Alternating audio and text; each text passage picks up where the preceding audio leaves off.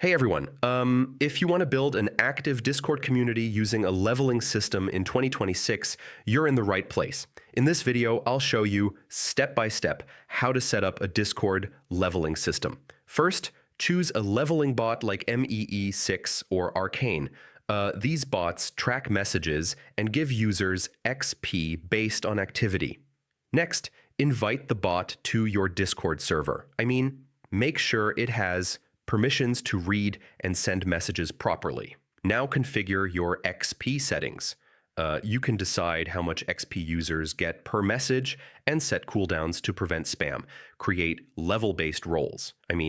Users can unlock new roles when they reach higher levels, which keeps them engaged.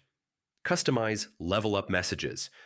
This makes the experience more fun when users gain XP and level up.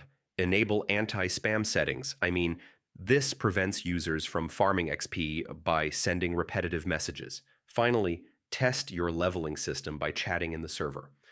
Make sure XP is working correctly and levels increase properly. So yeah, that's how you set up a Discord leveling system in 2026.